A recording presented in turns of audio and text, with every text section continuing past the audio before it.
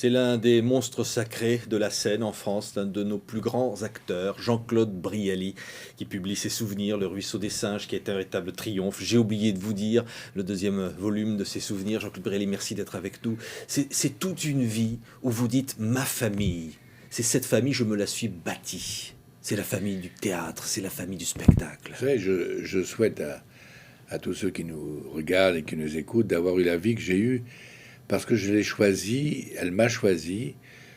Enfant, à 5 ans, je voulais faire du théâtre et du cinéma. Enfin, le cinéma, je ne savais pas ce que c'était, mais enfin, être sur une scène, être dans un jardin extraordinaire, d'être ailleurs, de pouvoir jouer avec le rêve, avec la poésie.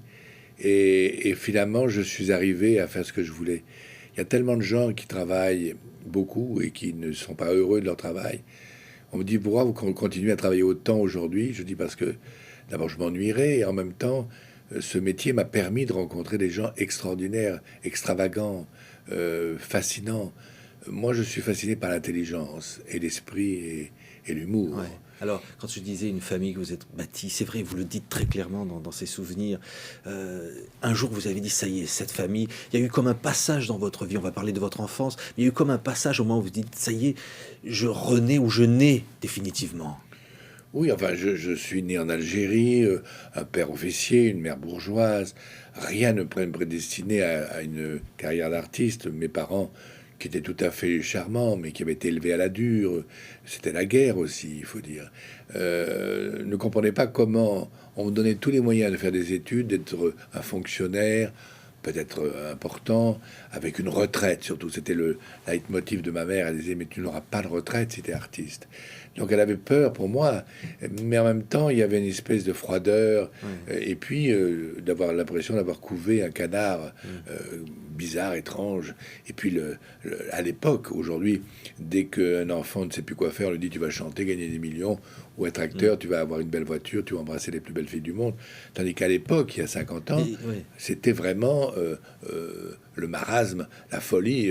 Être artiste, c'était être drogué, être homosexuel, être alcoolique. Enfin, c'était tous les défauts du monde. Mais vous découvrez une tante, et vous en parlez, qui elle a un univers un peu fantasque, comme ça, des parfums chez elle, des photos au mur. Et puis il y a vos chers grands-parents qui, eux, vous donnent l'amour dont vous peut-être vous manquez Oui, avec oui. vos Mes parents. grands-parents, les Hein. deux, les grands-parents maternels et paternels, chacun d'une façon différente, m'ont donné beaucoup d'affection.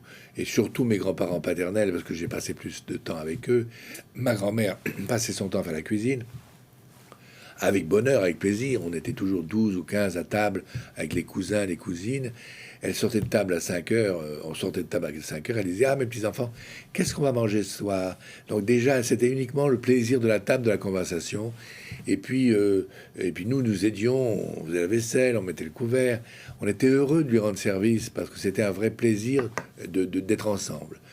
Évidemment que mes parents, c'était un peu sinistre, parce que c'était monotone et sans... Vous savez, il y a une phrase terrible de Tristan Bernard qui dit « Ils croient qu'ils sont heureux parce qu'ils sont immobiles. » Il faut jamais être immobile. Moi, j'avais voulu sortir du troupeau. Mes parents, ils avaient le côté oh, faut pas se faire remarquer, on fait comme tout le monde, on laisse les fenêtres entrouvertes, les volets mi-clos, faut pas qu'on sache combien on gagne, qu'est-ce qu'on dépense, qui est vient, qui vient pas. Enfin, il y avait ce côté comme ça, bourgeois et provincial. Moi, je suis provincial et je suis fier de l'être. Et j'ai voulu monter à Paris pour être libre. Ouais, ouais, mais il y a l'Algérie d'abord, cette enfance, cette presque carrière militaire que vous racontez dans le premier volume de ces souvenirs, avec des moments aussi magnifiques. Vous allez rencontrer des gens qui auront la même passion que vous, et vous allez vous réunir presque clandestinement, hein, presque de la Oui, résistance non, pour mais faire du théâtre. l'Algérie, c'est un beau souvenir parce que je suis resté 10 ans avant la guerre. Nous sommes partis en 1943, donc la guerre était arrivée. Mais c'est vrai que quand je retourne en Tunisie ou au Maroc en vacances, qui sont des pays plus paisibles aujourd'hui, je retrouve les senteurs de la fleur d'oranger, du citronnier, des amandes grillées, de l'huile d'olive, et puis de cette chaleur un peu lourde, du sirocco, de la mer, des fleurs. Donc je suis du jasmin.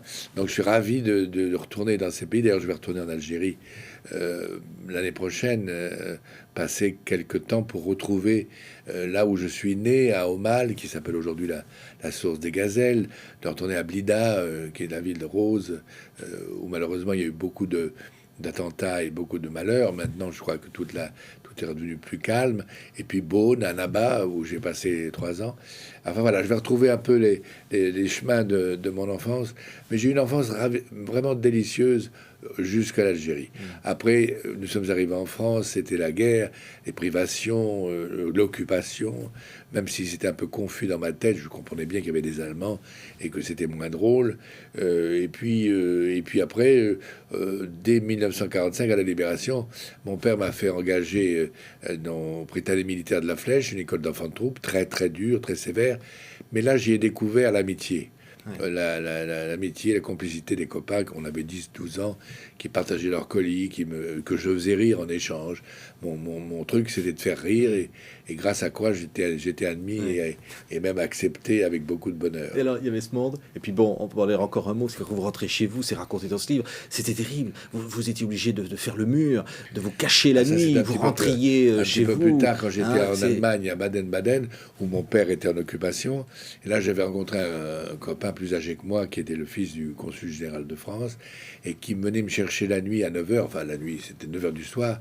Et on allait répéter jusqu'à minuit dans les greniers du consulat de France, des pièces imaginaires où qu'on ne jouait presque jamais, sauf parfois pour une œuvre sociale.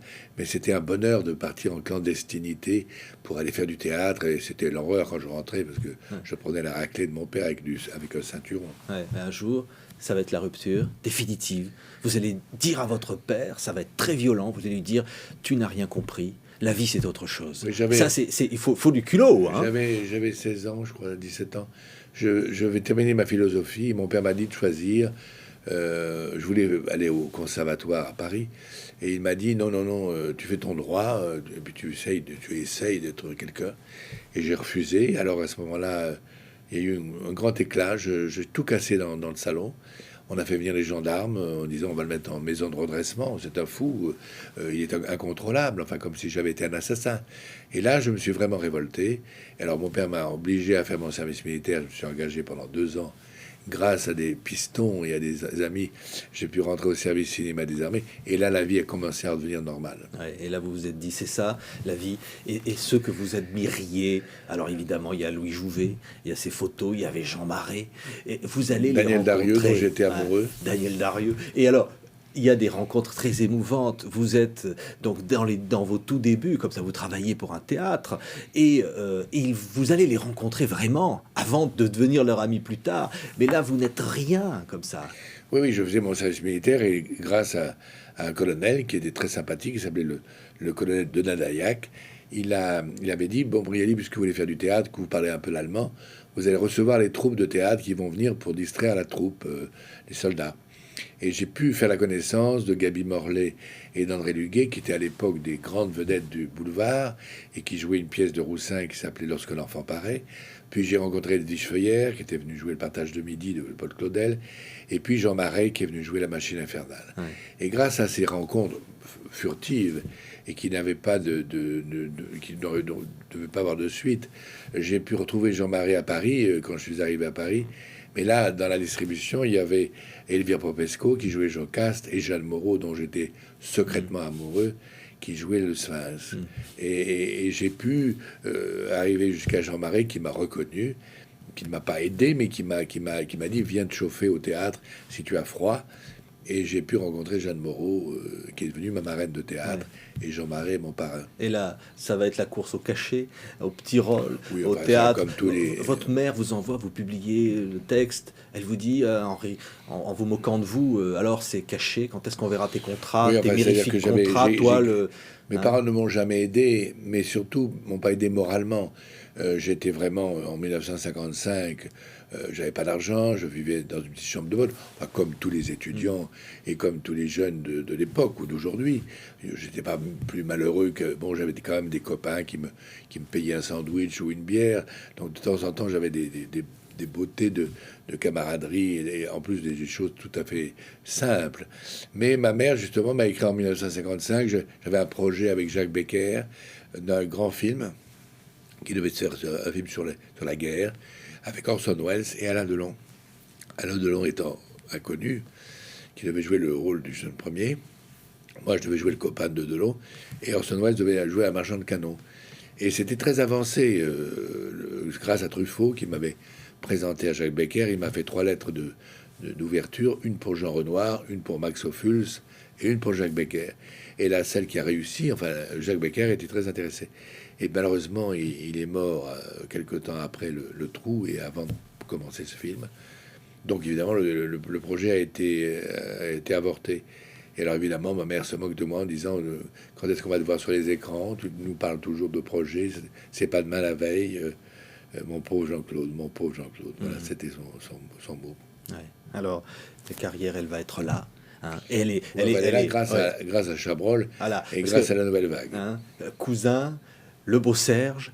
Et puis là, il y a un déclic, c'est-à-dire que ils sentent en vous, comme ça, cette capacité, cette envie, cet amour, comme ça, d'être quelqu'un d'autre, d'interpréter des personnages. Ils m'ont adopté, je veux dire, c'est-à-dire Godard, Truffaut, Chabrol, Romer et les autres. On est allé en Arles voir un spectacle monté par Jean Renoir, qui était Jules César de Shakespeare, en extérieur, dans les arènes. Il y avait 30 000 personnes. C'est la première fois qu'on faisait un spectacle de cette importance. C'était en 1953. Et il y avait Françoise Christophe, il y avait Lolé Bellon, il y avait Yves Robert, il y avait Jean-Pierre Romand et Paul Meurice. C'était un spectacle éblouissant. On a fait tout le voyage de Paris pour aller voir ce spectacle. On n'avait pas d'argent. On avait juste de l'argent pour mettre dans l'essence dans la voiture. On est arrivé, Renoir nous a dit, il n'y a plus de place, c'est à Archicombe. Alors faites de la figuration. Donc on nous a mis des toges. On a vu le spectacle comme ça. Et puis après, je suis remonté avec toute cette bande. Et il m'a pas parlé du tout pendant l'allée. J'ai dit, il faut absolument que je les séduise pour le retour, parce que je sentais que c'était des gens intelligents. Ils avaient 3 à 4 ans plus que moi, c'est tout.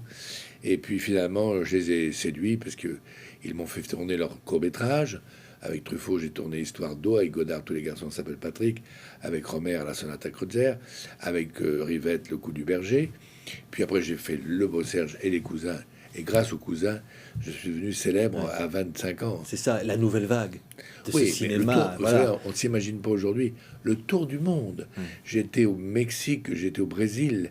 Les filles m'appelaient par mon prénom, tellement le film français avait eu du succès. Aujourd'hui, malheureusement, les films français sont moins regardés à l'étranger. Je veux dire, mais vous vous rendez compte? Bon, Belmondo était passé avant moi avec La Bout de Souffle, qui lui avait fait une rafle totale du public et de la jeunesse. Et De Niro, Pacino, Dustin Hoffman m'ont dit on ne serait pas au cinéma aujourd'hui s'il n'y a pas eu Belmondo dans La Bout de Souffle. Bien sûr, et Jean-Claude Brialy, il va y avoir des rencontres. Et c'est ça aussi votre vie. C'est une sorte de rencontre, d'amour, d'affection, d'amitié, parfois de trahison. Vous le dites aussi quelquefois. Oui, trahison, c'est un mot un peu fort. J'ai fait changer, puisqu'on a retiré des épreuves de mon deuxième livre, j'ai fait mettre vie privée, parce que trahison, c'est quand même très fort. Non, oui, j'ai eu des chagrins, j'ai eu des blessures, j'ai été malheureux parce que des gens que j'admirais comme Yves Montand, qui m'ont insulté et vraiment d'une façon si violente et si bête. D'ailleurs, je crois qu'il n'était pas très intelligent. Il était un grand acteur avec Sauté et Costa Gavras. J'aimais moins le chanteur qui était plus technique.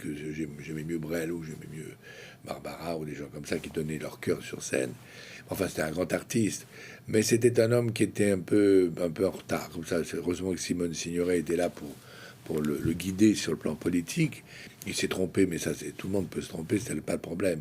Mais de m'avoir insulté vraiment avec des mots de violence, et puis il voulait me casser la figure, enfin tout ça parce que j'avais reproché, on me demandait si j'étais un acteur engagé, je dis j'espère que oui, mais c'est vrai que je ne vais pas dans les manifestations, je ne signe pas des pétitions tous les 3 jours, mais je trouve un peu anormal qu'un acteur célèbre et important, c'était donc lui, et fait une déclaration ayant touché 800 000 francs, 80 millions d'anciens francs à la télévision et dire aux Français serrez-vous la ceinture.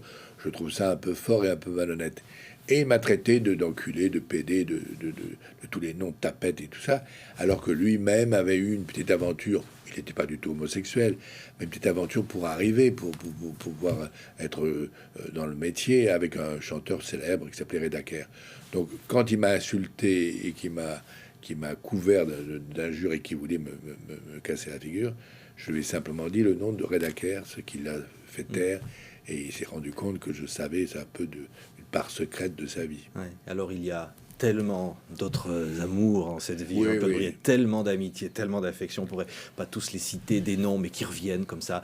Mais chronologiquement, évidemment, il y a une rencontre pour le film Christine avec Romy Schneider et Alain Delon, tout jeune. Et vous racontez, notamment dans le premier livre de ses souvenirs, comment la vie d'Alain Delon, comment vous repartiez la nuit, que vous Oui, oui. arriviez Non, mais pour le tournage. il Enfin, reste un ami à moi. Ouais.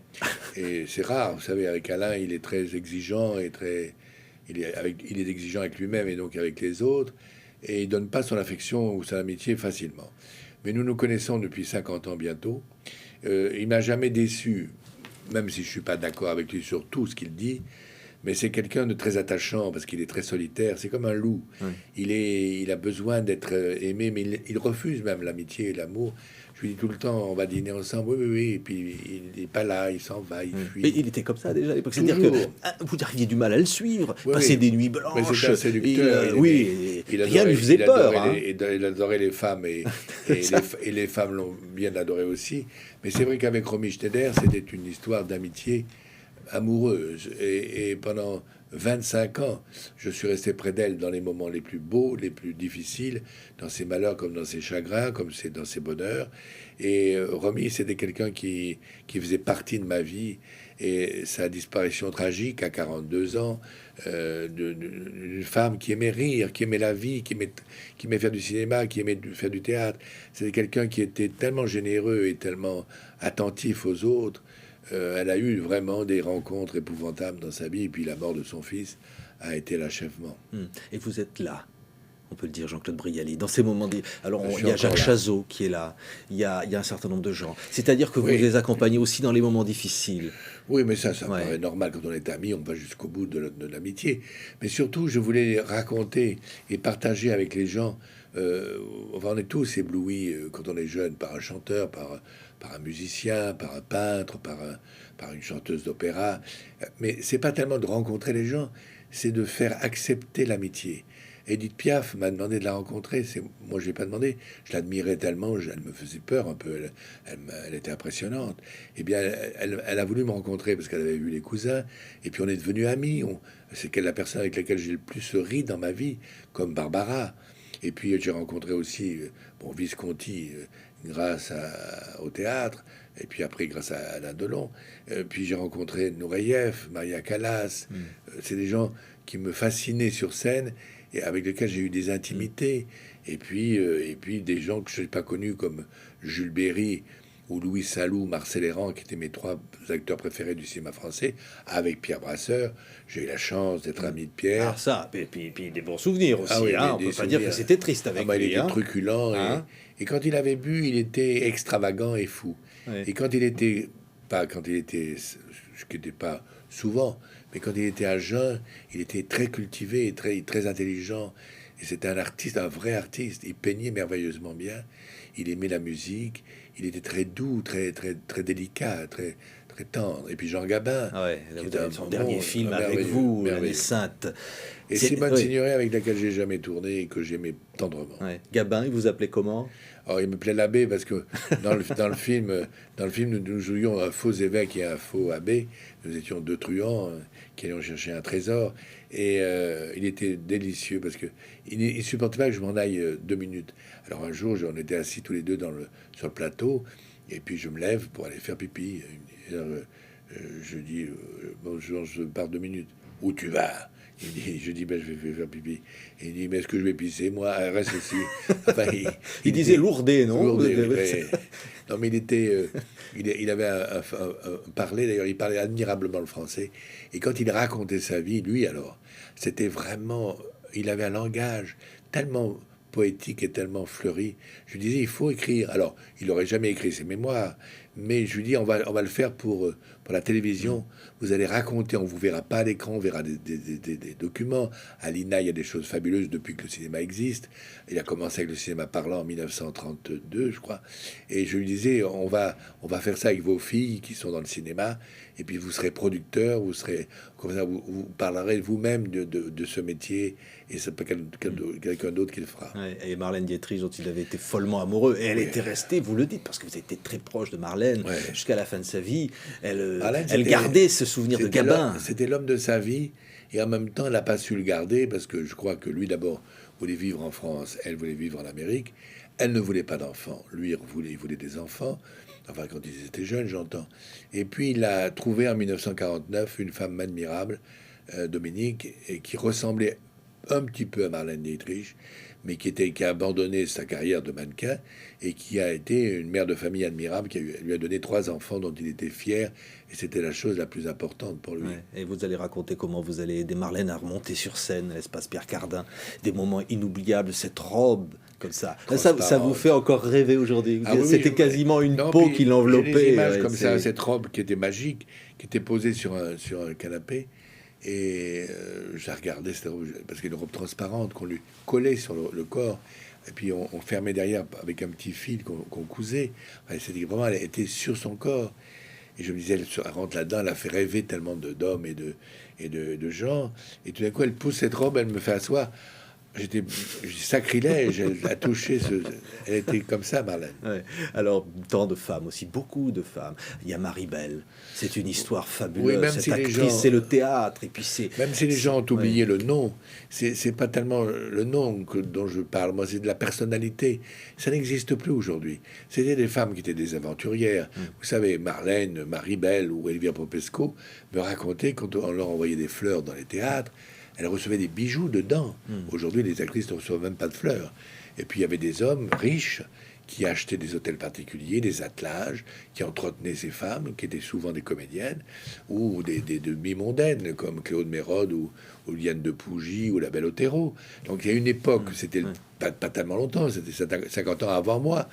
Alors, je raconte les dernières aventurières, dont Marie-Belle, qui avait une sainte horreur dont on parle de son âge. Elle était née en 1900, elle ne voulait absolument pas qu'on le dise, et alors elle cachait, elle trichait, enfin, c'était amusant parce que je la coinçais de temps en temps, et quand il y avait un monsieur qui parlait en lui disant, tu te souviens, en 1932, elle faisait comme ça, comme si elle n'était pas née en 1932.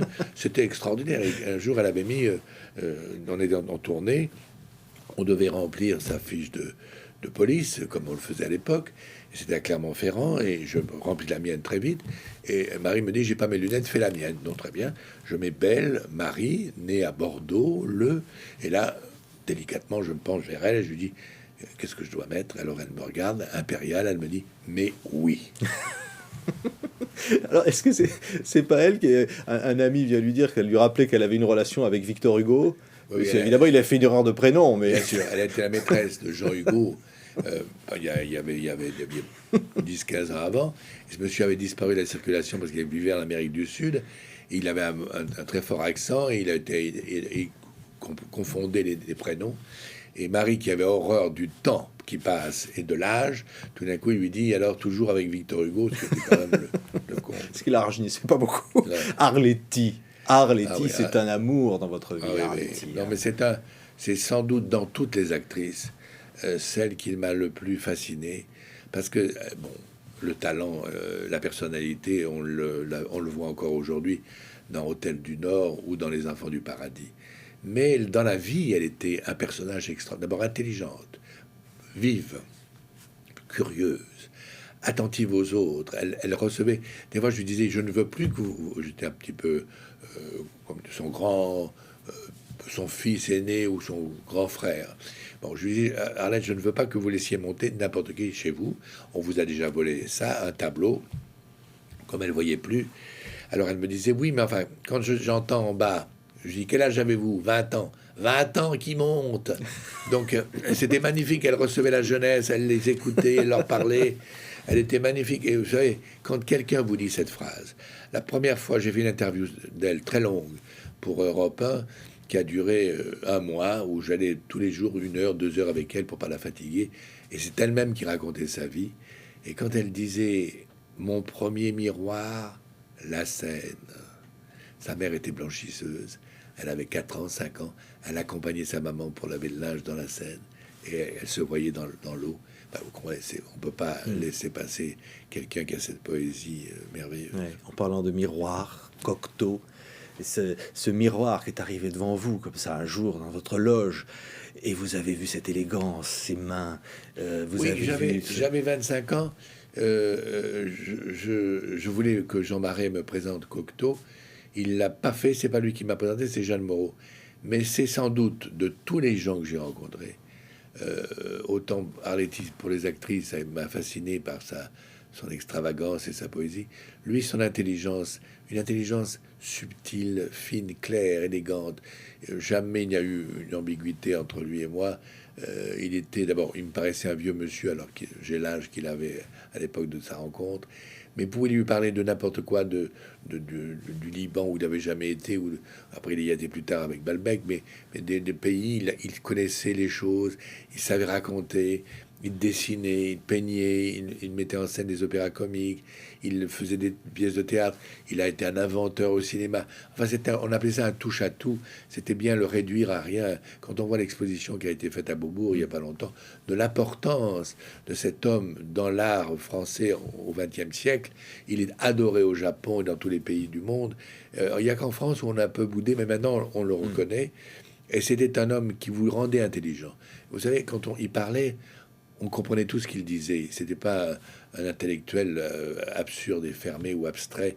Il était clair, et puis il était élégant, généreux, charmant. J'ai retrouvé ça plus tard avec Françoise Sagan. Ouais. Françoise Sagan, quand on comprenait ce qu'elle vous disait, parce que elle avait une diction un peu spéciale, mais elle avait cette intelligence vive, simple mais rapide.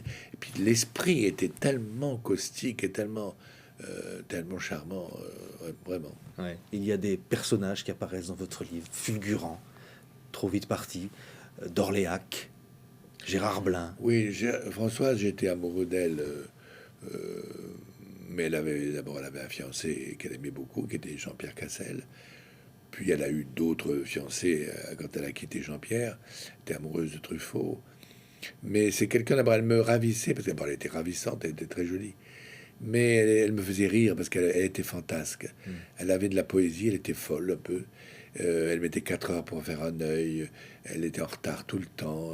Elle se trouvait pas jolie. Alors, elle adorait Catherine Deneuve, sa sœur. Elle disait c'est un vrai bijou. Ce qui est vrai, c'était vrai parce que j'ai connu Catherine, elle avait 17 ans. C'était vraiment la merveille des merveilles. Catherine Deneuve, chaque fois je la vois et je pense à elle, petite fille, à 17 ans. Je pense à la phrase de Madame Vigée-Lebrun, qui était la peintre de Marie-Antoinette. Elle disait « J'aime votre visage, madame, parce que la lumière n'y fait point d'ombre. » C'était ça, je veux dire, quelque chose. Alors Françoise, elle se battait, elle, contre le maquillage, l'œil qu'elle voulait faire comme ci, comme ça. Et elle me disait, un jour, on finira notre vie tous les deux, dans ma campagne à Montion. On habitera là tous les deux, tranquille, et on sera heureux, parce qu'on s'aimait beaucoup. Et quand elle est morte à 27 ans, au mois de juillet, d'une façon si bête, un accident de la route. Elle aurait dû partir la veille avec vous dans l'avion. Oui, brûlée vive. Ouais. C'est l'horreur absolue. C'est affreux de penser à ça. Ouais. Du moment, je parlais de Gérard Blin à l'instant. Oui, Gérard, c'est une rencontre d'enfance, un casseur, un être fou. Oui, non, mais il était tendre. Il avait un mauvais caractère. Mais il avait été blessé beaucoup quand il était jeune, et il avait gardé de ses blessures. Je crois qu'il a été violé à 14 ans. Enfin, il a eu plein de choses terribles. Il avait un père, je crois, très très sympathique, mais une maman difficile. Enfin, je ne sais pas trop son enfance, mais c'est quelqu'un qui avait été blessé, meurtri, humilié, et il souffrait vraiment. Et il avait besoin de séduire. Il était petit, il aurait été voulu être grand, mais il avait un charme fou. C'est un grand acteur. Il avait un petit peu été inspiré par James Dean et Marlon Brando. Il avait beaucoup d'admiration pour ces deux acteurs, mais il était très tendre et formidable. Nous avons tourné le Beau Serge et les Cousins, puis plus tard nous avons tourné avec Costa Gavras, Un homme de trop. C'était un personnage qui m'a beaucoup touché, et au fur et à mesure de sa vie, d'abord il a fait des très beaux films, il a fait une douzaine de films magnifiques comme un metteur en scène, très inspiré, enfin très impressionné par Bresson.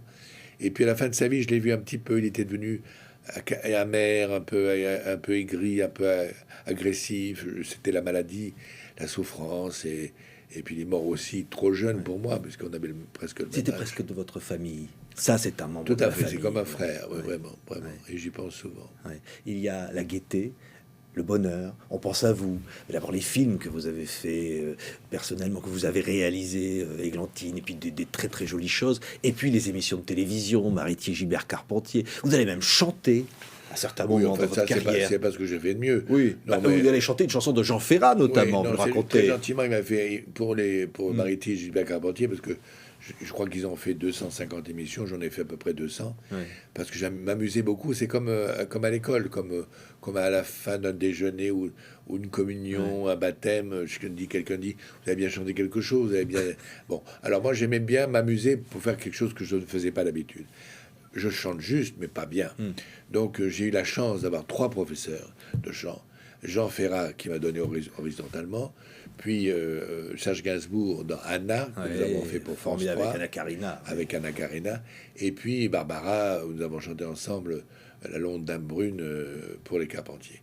Donc j'ai eu la chance d'avoir des gens merveilleux qui m'ont guidé un petit peu. Mais j'aimais beaucoup danser ou danser. Oui, mais vous vous égéniez pas. Non, enfin, c'était pour faire comme disait ma mère, pour faire le guignol. Oui. Alors, verticalement, tu n'es pas une affaire, je sais bien, mais horizontalement, c'est toi que je préfère et de loin. Ah, vous l'avez appris par cœur, c'est bien. Oui, c'était... Non, heureusement que Jean l'a chanté lui-même, mais il en a fait un succès. Jean Ferrat, c'est quelqu'un de rare. Oui, parce que, vous savez, je ne le connaissais pas. J'aimais sa conviction et sa sincérité et son honnêteté. Il est communiste, il est resté communiste, mais un communiste comme on les aime, c'est-à-dire quelqu'un, enfin comme quand j'étais petit, on parlait des communistes qui avaient libéré la France, qui étaient engagés dans la résistance, des hommes de conviction et de générosité. Et quand j'ai rencontré Jean Ferrat, j'ai rencontré un homme avec du caractère. D'ailleurs, il vit là-bas dans son pays. En Ardèche. En Ardèche, comme un berger, il vit à la campagne, il vit comme les gens de là-bas, avec les rudesses du temps et les bonheurs du printemps. Mais il écrit de si belles choses, il a une si belle voix, tout ça sans tapage, enfin un peu comme Brassens, un peu comme... c'est la même qualité que Brassens, que Léo Ferré, que Brel. Et puis il m'a un jour dit, si vous voulez, voilà une chanson. Et il m'aimait bien parce qu'il m'avait vu dans des films. Et une amitié, enfin, même si on se voit pas souvent, mais chaque fois qu'on se retrouve, je lui dis toute ma tendresse et mon admiration. Et vous, Jean-Claude Brialy, votre vie, c'est-à-dire que c'est la vie à travers les autres, mais il y a aussi des moments très touchants dans ce livre, notamment quand vous avez, entre guillemets, mais pas vraiment, adopté des enfants dans votre château, que vous êtes bâti votre monde. Oui, enfin, ça, vous avez rêvé de cris d'enfants. Quand j'étais jeune, je rêvais d'avoir une maison avec un grenier et une cave. Et je me suis dit, dès que je toucherai un peu d'argent, c'est ce que je vais acheter. Je cherchais une maison normale, comme beaucoup. En plus, j'ai acheté cette maison depuis 42 ans que je l'ai, sans l'avoir et sans argent. J'ai eu de la chance. C'est Marie-José Nat qui me l'a trouvé. C'était un petit rendez-vous de chasse du XVIIe siècle, sur des douves du XIIe siècle, avec 8 hectares, sur une petite colline, face au champ de Dame de Marne. J'ai Charles Péguy qui est enterré juste dans les blés en face de moi. Donc j'ai eu vraiment beaucoup de chance. J'ai pu acheter cette maison grâce à Chabrol, grâce à Truffaut qui m'ont aidé, et puis grâce à la banque qui m'a donné une chose. Bon, j'ai acheté cette maison. Tous les films que j'ai fait, j'en ai fait beaucoup, j'en ai fait 190, sont dans cette maison. J'ai voulu que cette maison soit une espèce de port d'attache dans lequel je vais tous les week-ends où je me ressource. Je dors bien, j'ai des chiens, vous avez des animaux. Adopté ces enfants et puis, qui étaient malheureux. Le hasard a voulu que, pendant mon accident, là j'ai eu un accident pendant le Beau-Serge, j'ai été opéré à Garches. On m'a dit, il faut que vous ayez quelqu'un, parce que j'étais dans le plâtre, sans bouger pendant 6 mois, il faut que vous ayez quelqu'un comme un secrétaire pour écrire, pour téléphoner, parce que je ne pouvais pas bouger. Donc on m'a envoyé quelqu'un qui était un petit frère des pauvres. J'ai vu rentrer à la fois le diable et le bon Dieu. Et puis ce garçon très charmant, avec lequel j'ai encore je le vois de temps en temps, avait des neveux et nièces. Et il me dit, quand j'ai acheté la maison, il m'a dit, ça serait merveilleux si vous permettiez que j'invite mes neveux pendant 8 jours, pendant les vacances de Pâques. Donc j'ai dit, bien sûr, ça sera formidable d'avoir des enfants. On va camper. On avait mis des matelas par terre, des pneumatiques. Enfin, la maison était vide. Donc ces enfants sont venus passer les vacances de Pâques, et tout d'un coup je vois un des enfants qui était dans un coin renfrogné, solitaire, un peu triste, un peu mélancolique. Alors je vais le voir et je lui dis, mais pourquoi tu vas pas t'amuser avec tes petits frères? Tu t'ennuies, tu as un problème? Il me dit comme ça, il me dit, c'est pas mes petits frères. Je dis, comment ça veut dire? Il me dit, non, c'est mes cousins. Je dis, c'est pareil. Bon, ouais. Il me dit, non, j'ai un petit frère. Je dis, un petit frère? Oui, j'ai un petit frère il est un bébé qui avait 18 mois. Et il me dit, j'ai jamais vu. Enfin, je sens qu'il était blessé. Donc je fais une petite enquête auprès de cet ami qui me dit, en effet, ma sœur a eu deux enfants de pères différents, mais un est en nourrice et l'autre il vit avec ses petits cousins. Donc je dis, moi je veux bien les prendre tous les deux parce que j'ai de la place et puis que je peux le faire. Donc je les ai pris, le premier à 18 mois, l'autre il avait 5 ans ou 6 ans, et ils sont restés 10 ans avec moi. Donc je les ai élevés, la maman venait les voir tous les dimanches. C'était, je sais pas adopté du tout, mais j'aurais appris un petit peu à lire, à écrire, à nager, et puis à être des hommes. Malheureusement, il y en a un qui a un accident, qui est mort, et l'autre qui est pharmacien, donc qui est marié, qui a une petite fille, et voilà. Ouais. Et cette vie aujourd'hui, vous êtes dans un théâtre que Et vous aimez. ça aussi, je le Ah là, voulais. c'est un des plus beaux théâtres de Les Paris. Bouffes parisiens, je ne le voulais pas, mais c'est là que j'ai connu Jeanne Moreau. Ouais. Et Jean Marais, et c'est curieux le destin. C'est là que je les ai rencontrés au début de ma carrière. Et puis un jour, il y a 20 ans, on m'a proposé de l'acheter. Je ne pouvais pas l'acheter. On m'a aidé pour l'acheter. On m'a même forcé la main, je veux dire. Et puis voilà, j'ai ce théâtre dont je suis fier. Un restaurant où tous les artistes aiment se Voilà, retrouver. j'avais aussi un restaurant dans l'île Saint-Louis qui est plus connu que moi à l'étranger. Quand je vais au Japon ou quand je vais à New York, ah oui, on me parle de mon restaurant en me disant qu'est-ce que c'est bon, on est bien reçu, c'est agréable, c'est beau. Quel parcours, Jean-Claude Brialy. Parce que je J'ai eu vais beaucoup de citer, on chance, parlait de oui. vos parents tout à l'heure. Quand votre mère ou votre père a dit de vous, quand vous avez dit je vais vivre ma vie, ils vous ont répondu tu feras ce que tu veux, tu pourras même faire le singe si tu veux. Oui, oui. C'est avec le recul. Ma mère, vous elle vous dites, avait une formule qui m'amusait beaucoup. Elle me disait, mais oui, bien sûr, tu seras millionnaire, tu auras un château et tu auras un chauffeur noir avec une Rolls-Royce. Un jour, j'avais acheté une Rolls-Royce il y a très longtemps, d'occasion, et j'ai demandé à un copain qui était noir de la conduire pour aller voir ma mère, pour lui dire, je réalisais mon rêve. C'était une plaisanterie, bien entendu, mais enfin voilà. Mais vous savez, je dis toujours aux gens jeunes, très jeunes, qui viennent me voir dans ma loge au théâtre au théâtre, qui me disent comment fait-on pour devenir acteur? J'aimerais bien, j'ai la passion, j'ai le feu. D'abord, il faut beaucoup d'humilité, beaucoup de modestie, beaucoup de courage, beaucoup de travail, beaucoup de santé. Et puis, il faut faire des rencontres. Il y a qu'à travers des rencontres qu'on puisse arriver à quelque chose, mais évidemment, il ne faut pas céder à la tentation. C'est pas en couchant qu'on arrive, c'est en travaillant et en étant généreux, et puis de remplir sa vie. On peut pas être sur scène quelqu'un qui est lumineux, qui donne de la lumière, si on est sec dans sa vie propre. mais vous avez dit, je ne voudrais personne de ma famille à mon enterrement. Je serai enterré à côté de la dame aux Oui, camélias. enfin, ça c'est aussi le hasard. J'ai pas demandé à être enterré à côté de la dame aux camélias par goût. C'est parce qu'il y avait d'abord il y avait une place, c'était celle-là, et que j'allais au cimetière pour toute autre chose, et que le conservateur m'a dit vous devriez en profiter. Mais je m'en aperçois aujourd'hui, c'est de plus en plus difficile d'avoir une place dans les Mais la cimetières. dame aux camélias, c'est un de vos rêves. Bah oui, Hein? j'étais amoureux d'elle sans la connaître, parce qu'elle est morte avant moi. J'ai fait un film avec Christiane Ariali sur la vraie vie d'Alphonsine Plessis, qui était une femme qui a été violée à 13 ans et qui s'est vengée des hommes. Et au moment où elle tombe amoureuse, elle meurt. C'est une belle histoire romantique. Donc le conservateur m'a dit, quand vous serez enterré à côté de la dame aux camélias, parfois la nuit, vous l'entendrez tousser. Donc j'espère que elle toussera pour moi. Ouais. Et il y a toujours dans cette vie des messages d'amour qui sont envoyés par ceux qui sont là, par ceux qui sont partis. Il y a toujours une présence comme ça de ceux qui vous remplissent. Jean-Claude Brialy m'a donné 2 phrases parce que vous savez, il a fait beaucoup de mots et beaucoup de phrases qui ont été répétées, réécrites et redites. Comme vous parliez des miroirs, il a dit il faut que les miroirs réfléchissent 2 fois avant de renvoyer leur image. Donc c'est une belle phrase pour les actrices. Mais il m'a dit à moi, le plaisir, c'est tous les plaisirs. Quand il frappe à la porte, laisse-le entrer par la fenêtre. Ça veut dire que la vie est tellement plus forte que tout. Et puis celle que j'aime beaucoup, et d'ailleurs que j'applique régulièrement, Laisse la porte de ta loge entr'ouverte, la jeunesse peut s'y glisser, méfie-toi des courants d'air, on se retrouve très vite tout seul. Merci infiniment, Jean-Claude Brialy. Le premier livre s'appelait Le ruisseau des singes, souvenirs d'enfance de l'Algérie. Puis j'ai oublié de vous dire, ce magnifique livre sur le théâtre et tout simplement sur la vie. Merci. Merci infiniment. Merci beaucoup.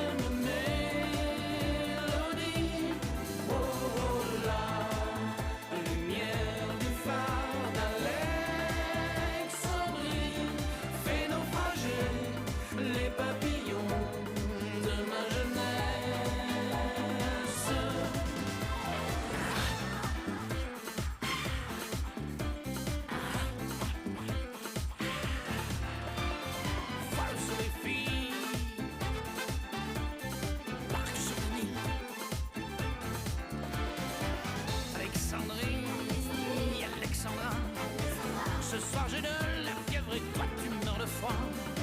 Ce soir je danse, danse, danse dans tes draps. Allez danse.